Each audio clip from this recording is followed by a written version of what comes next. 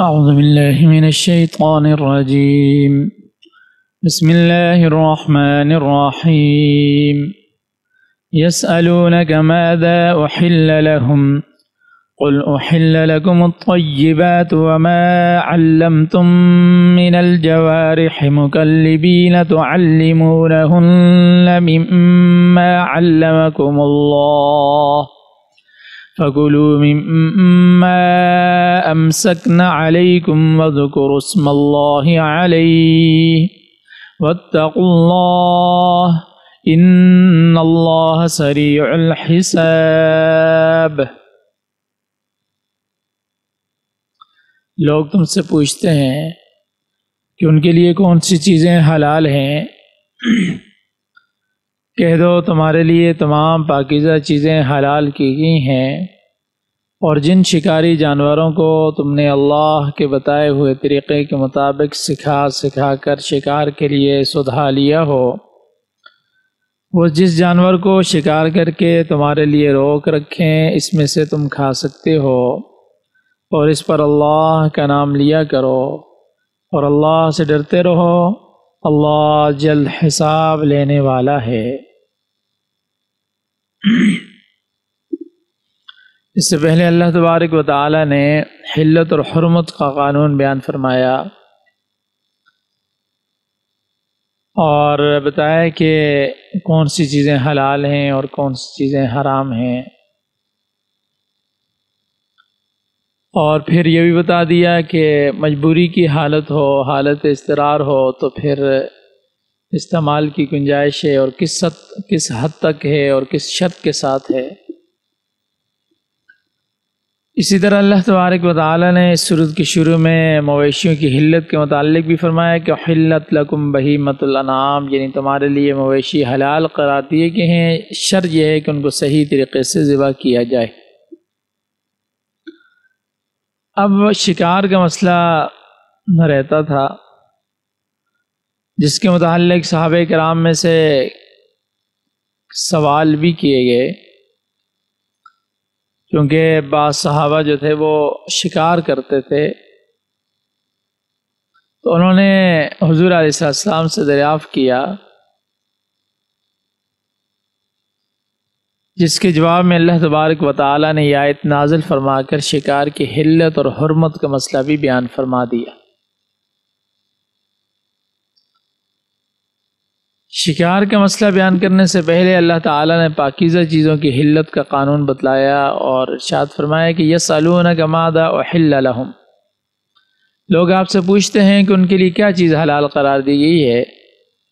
قل کہہ دیجئے احل لکم الطیبات، آپ کہہ دیجئے تمہارے لیے پاکیزہ چیزیں حلال کی گئی۔ طیبات میں دو قسم کی چیزیں آتی ہیں، طیبات پاکیزہ چیزیں۔ اس میں پہلی قسم تو وہ ہیں جو محرمات کے مقابلے میں آتی ہیں، حرام کے مقابلے میں آتی ہیں، یعنی اللہ کی کتاب نے، رسول اللہ صلی اللہ علیہ وسلم کی سنت نے یا اجماع امت نے جن چیزوں کو حرام قرار دیا ہے ان کے علاوہ باقی تمام چیزیں حلال ہیں، اور وہ طیبات میں شامل ہیں۔ اور طیبات کی دوسری قسم میں وہ چیزیں آتی ہیں جو انسانی فطرت اور مزاج میں خبیث نہیں سمجھی جاتی۔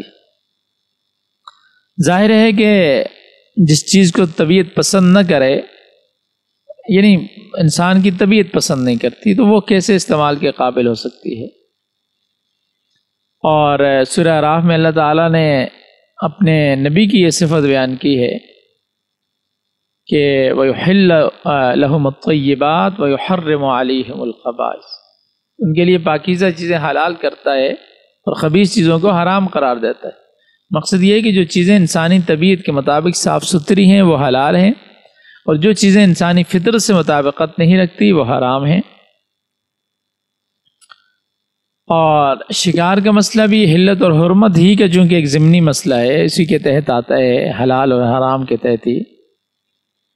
اور جیسا کہ میں نے شروع میں بھی یہ بات ذکر کی، اسی طرح بعض علاقوں میں آج بھی لوگوں کی معیشت کے انحصار شکار پر ہوتا ہے، اس کے علاوہ ان کا کوئی دوسرا کاروبار نہیں ہوتا، یا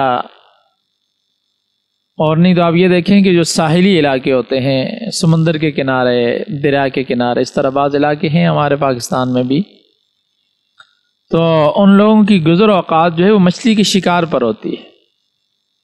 یہ مچھلی کا شکار کرتے ہیں، خود بھی استعمال کرتے ہیں، آگے بیچتے ہیں، اسی میں ان کا روزگار ہوتا ہے۔ اور اسی طرح بعض صحراؤں یا جنگلوں میں رہنے والے لوگ جنگلی جانوروں یا پرندوں کے شکار سے وابستہ ہوتے ہیں۔ تو صحابہ کرام کے پوچھنے پر اللہ تبارک و تعالی نے یہ احکام نازل فرمائے کہ وما علمتم من الجوارح، جو تم نے سکھایا ہے شکاری جانوروں کو۔ جوارح یہ جارح کی جمع ہے، اور اس کا لغوی معنی ہوتا ہے زخمی کرنے والا۔ شکاری جانور چونکہ شکار کو زخمی کر کے پکڑ لیتے ہیں تو اس لیے انہیں جوارح کہتے ہیں۔ اور پھر فرمایا مقلبین، جب تم انہیں شکار پر چھوڑتے ہو، یعنی شکاری جانور خود بخود شکار کے پیچھے نہیں جاتے کبھی بھی جب تک مالک انہیں نہیں کہتا، بلکہ جب تم انہیں شکار کرنے کے لیے چھوڑتے ہو اور شکار پر معمور کرنے سے پہلے کیا کرتے ہوتے ہو؟ تعلمونہن مما علمکم اللہ، تم ان کو سکھاتے ہو وہ چیز جو اللہ نے تمہیں سکھائی ہے۔ مقصد یہ ہے کہ تمہارے لیے ان شکاری جانوروں کا شکار حلال ہے جنہیں تم شکار پر بیچنے سے پہلے اپنی تربیت میں رکھتے ہو۔ جب وہ اچھی طرح تربیت یافتہ ہو جائیں تو پھر ان کا کیا ہوا شکار تمہارے لیے جائز ہے۔ فرمایا کہ فَكُلُوا مِمَّا أَمْسَكْنَا عَلَيْكُمْ، پس کھاؤ جو وہ شکاری جانور تمہارے لیے روک رکھے، لیکن اس کے ساتھ ایک شرط بھی ہے۔ شرط کیا ہے؟ وَاذْكُرُوا اسْمَ اللَّهِ عَلَيْهِ، اس شکار پر اللہ کا نام بھی لے لو۔ اب شکاری جانور جو شکار پکڑ کر لائے گا تو وہ تمہارے لیے حلال ہوگا۔ شکار عموماً دو قسم کے جانوروں سے ہوتا ہے،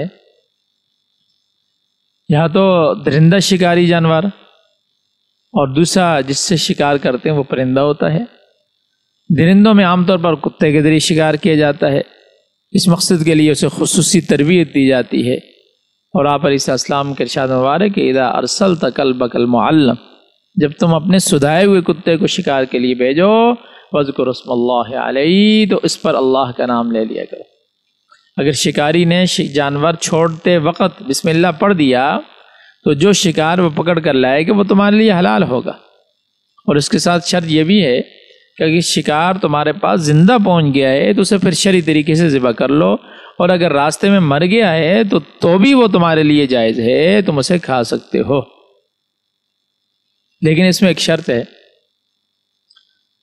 ضروری بات ہے، وہ یہ ہے کہ شکاری جانور نے شکار میں سے خود کچھ نہ کھایا ہو۔ اگر شکاری جانور نے شکار کا کچھ حصہ خود کھا لیا ہے، اس کا مطلب یہ ہے کہ یہ شکار اس نے خود اپنے لیے کیا ہے، نہ کہ تمہارے لیے، لہٰذا اس صورت میں یہ تمہارے لیے حلال نہیں ہے۔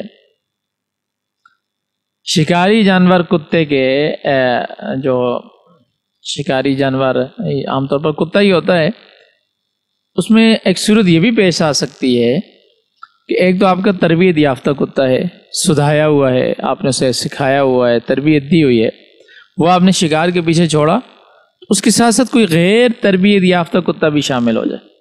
کتوں کی عام طور پر عادت ہے ایک کتا جہاں دوڑ رہا ہے پیچھے دوسرا بھی دوڑ گیا۔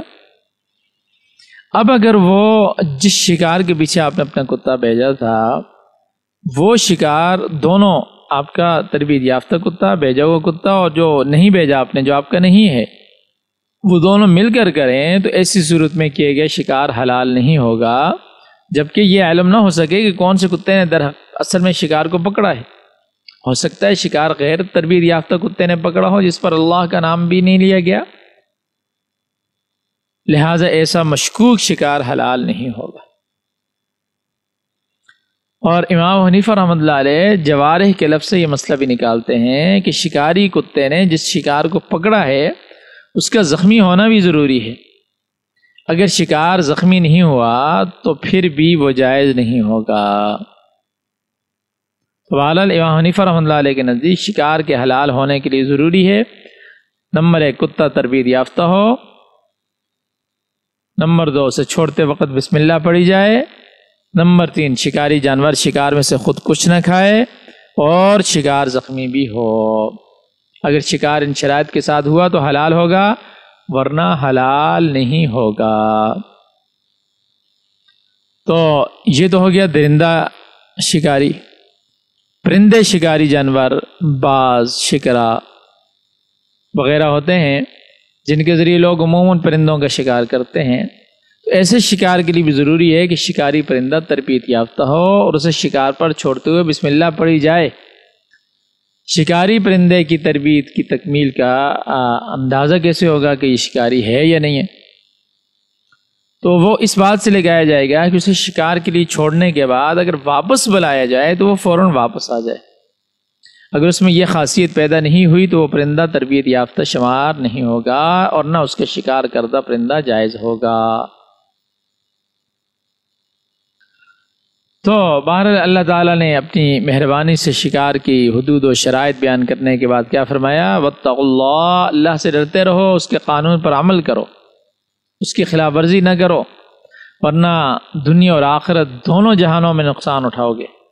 اور یہ اللہ تبارک و تعالیٰ کا پورے اپنے کلام کے اندر یہی انداز ہے کہ جہاں بھی قوانین بیان کیے ہیں، شریعت کو بیان کیا ہے، احکام بیان کیے ہیں، اس کے ساتھ یا تو اللہ تعالیٰ کی قدرت کا حوالہ دیا جاتا ہے یا تقوی اختیار کرنے کی تلقین کی جاتی ہے، کیونکہ جب انسان کو اللہ کی قدرت کاملہ پر یقین ہوگا اور انسان کے دل کے اندر تقوی ہوگا، انسان کے دل کے اندر اللہ کا خوف ہوگا، اللہ کا ڈر ہوگا، تو تب ہی اللہ کے احکام کو پورا کرنا انسان کے لیے آسان ہوگا۔ اور تب ہی ظاہر سی بات ہے، ورنہ جب اللہ کا خوف ہی نہیں ہے، قانون نافذ کرنے والا جو ہے، قانون بتانے والا، احکام بتانے والے کی دل کے اندر قدر ہی نہیں ہے، عظمت ہی نہیں ہے، ڈر ہی نہیں ہے، تو احکام پر عمل کیسے ہوگا؟ اس وجہ سے اللہ تبارک و تعالیٰ نے یہاں بھی تقوی کا حکم دیا، اللہ سے ڈرو اور اس کے قانون کی خلاف ورزی نہ کرو، کیونکہ ان اللہ سریع الحساب۔ کیونکہ وہ مالک الملک جلد حساب لینے والا ہے، وہ تمہارے ہر فعل کا، ہر کام کا محاسبہ کرے گا، اور اس کے کسی قانون کی خلاف ورزی اگر ہوگی تو پھر ایسا کرنے والے ایسی اس کی گرفت سے نہیں بچ سکیں گے، کیونکہ وہ پورا حساب لے گا اور سزا دے گا۔ اور سریع الحساب، اس کے لیے اتنی بڑی کائنات کا حساب لینا، اتنے لوگوں کا، حضرت آدم علیہ السلام سے لے کر دنیا کے آخری آنے والے انسان تک سارے انسانوں کا حساب لینا کوئی مشکل کام ہے؟ نہیں، ان اللہ سریع الحساب، وہ بہت جلد حساب لینے والا ہے اور پورا حساب لے گا اور سزا دے گا۔ اس لیے اللہ کے احکام کی خلاف ورزی سے بچو۔